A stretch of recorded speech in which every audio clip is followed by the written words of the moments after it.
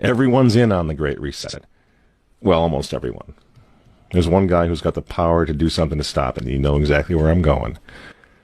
And they made a mistake. They tried to get Trump on their side, so they invited Donald Trump to Davos, I think a couple of times.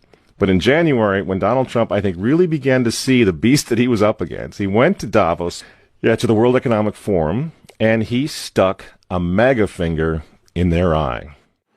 We're committed to conserving the majesty of God's creation and the natural beauty of our world. But to embrace the possibilities of tomorrow, we must reject the perennial prophets of doom and their predictions of the apocalypse. These alarmists always demand the same thing: absolute power to dominate, transform, and control every aspect of our lives. We will never let radical socialists destroy our economy, wreck our country. 2 days after Donald Trump gave that speech, the 89-year-old leftist weirdo billionaire George Soros made an emergency intervention where, at Davos, once again, warning that the U.S. 2020 election will determine the, quote, fate of the whole world. Now, in the context of Davos, take a look at this one more time. This is a month after Donald Trump addressed Davos and stuck the MAGA finger in their face. Here's what Francis, the Vatican, and Jeffrey Sachs had to say in response.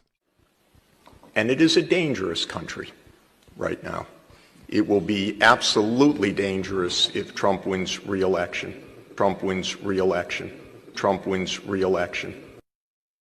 Francis invited this guy to the Amazon Synod as an honored guest and advisor. He's also Bernie Sanders' advisor. What's he doing in the Vatican? Why is this guy who's a promoter for socialist, out and out socialist, Bernie Sanders, what's he doing advising the Pope? Why does he have entree to the Vatican, friends? Sachs supports abortion and contraception, but that's not a problem for the Vatican. For the Vatican, for Pope Francis, and for his friends at the UN, Donald Trump is the problem, obviously, friends. Clearly, I consider the Trump administration a danger to the world, but I regard it as a purely temporary phenomenon that will disappear in 2020. Do you get it? Do you see why there's so much hate for Trump? Because with all of his faults, again, he's the capitalist. He's not the globalist. He never will be one of them, which is why he pulled the United States out of the Paris Climate Agreement. Donald Trump pulled the United States out of the World Health Organization. That's Bill Gates and company. And now he's threatening to pull the United States out of the World Trade Organization. People say, yeah, well, Donald Trump got married twice. He's a bad guy. Really? He's right in the face of the demons on this, friends. Nobody ever said he was a saint. He's knocking the sacred cows of the United Nations down all over the world right now. The General Assembly routinely votes 185 against the United States on almost everything right now. And you remember, speaking of the United Nations, in November of 2019, again, right before COVID landed, Trump went to the UN, on the floor of the General Assembly, and he declared war on globalism. Wise leaders always put the good of their own people and their own country first. The future does not belong to globalists.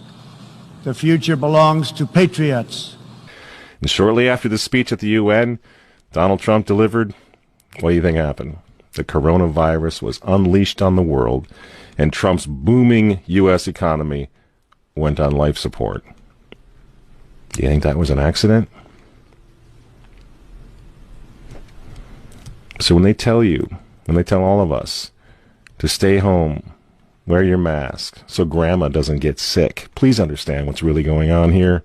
They don't care about your grandmother. They don't care about old people, these people. They don't care about babies. They want them aborted so that they can save the common home. Abort babies, millions of them all over the world. They don't care about babies. They don't care about old people. In fact, if you want to save your grandma, tell the globalists to stay the hell away from her.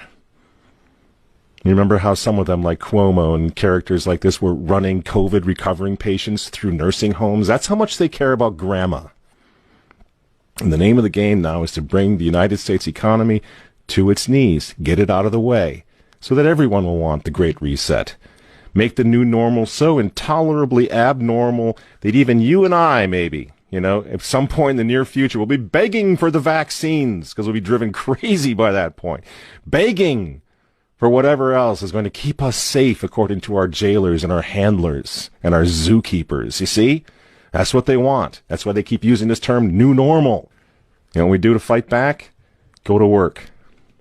Go back to school. If you're healthy, take off the mask. And for heaven's sake, go back to church and pray that Trump wins in November. That's what the reset was on. That's what the Russia hoax was all about. That's what the impeachment hoax was all about. Don't you see? For 4 years, I've been trying to stop this man because if he strengthens America, if he makes it great again, if he brings the economy back again, the reset won't happen. The New World Order is going to be set way back. Who knows when they're going to have another COVID opportunity like this one again, and they know it. So ask yourselves why they hate this man. These folks, these men, they hate God. They hate the unborn. They hate the traditional family. They hate you. And they hate Donald Trump, whose political opponents, by the way, right now are knocking statues of saints to the ground. They're beating up cops, and they're burning flags. You say you don't like Trump. I'm sorry, friends, but who cares? That doesn't really matter anymore. What you think of Trump's personality or his tweets. Look at the big picture. The choice is simple, friends. Stand with America right now, or fall with the New World Order in the not-so-distant future. There's no other choice. I'm Michael Matt for Remnant TV, and we'll see you next week.